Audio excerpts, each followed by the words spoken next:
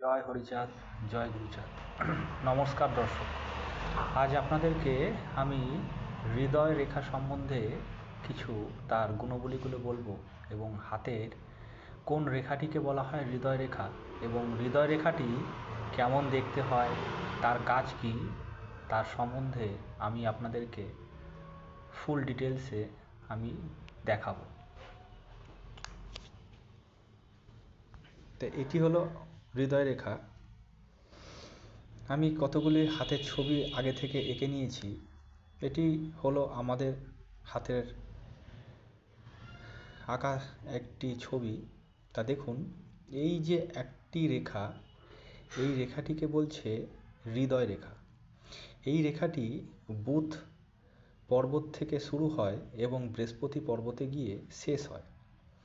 এই যে রেখাটি দেখতে পাচ্ছেন, যদি এরকম বুধ পর্বত থেকে শুরু হয়ে বৃহস্পতি পর্বতে গিয়ে যদি শেষ হয়, তাহলে জানবেন জাতক বা জাতিকা অবশ্যই বৃহস্পতির মতন আচরণ করবে।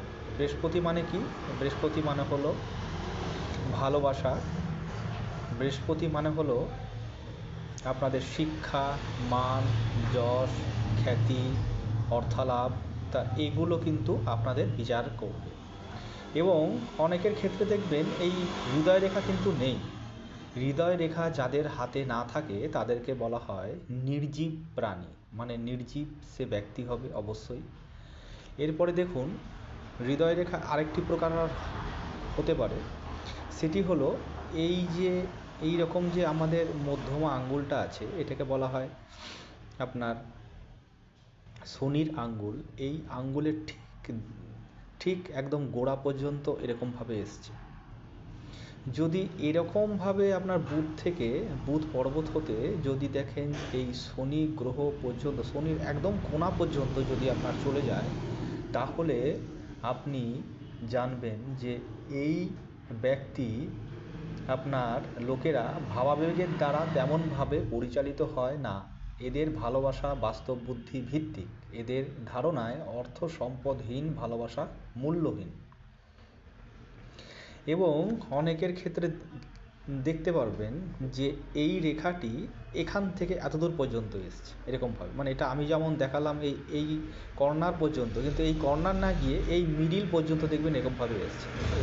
এই মিডিল পর্যন্ত যদি এরকম মিডিল পর্যন্ত দেখতে পান, তাহলে জানবেন উক্ত ব্যক্তির ভালোবাসার সঙ্গে ইন্দ্রিয় পরায়ণতা বিশেষভাবে যুক্ত হবে। অর্থাৎ এদের ভালোবাসা কামবৃত্তির দ্বারা কম বেশি নিয়ন্ত্রণ হয়ে থাকে।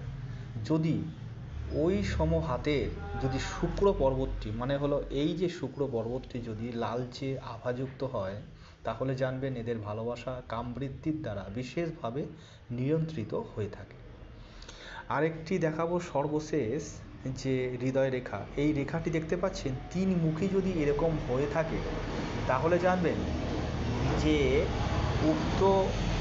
উক্ত ব্যক্তিটির ভালোবাসা স্নেহপ্রবণতার সঙ্গে ভাবাবেগ সাধারণ জ্ঞান কামবৃত্তির সমন্বয় সাধিত হয়ে থাকে এবং হৃদয়াবেগ ও হৃদযন্ত্রটিও অত্যন্ত সবল হয়ে থাকে।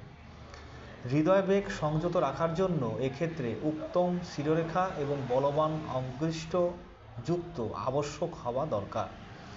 এদের এই যে তিনটি রেখা দেখালাম, এই তিনটি রেখার মধ্যে উত্তম ও সর্বশ্রেষ্ঠ এটি হলো আপনার হৃদয় রেখা।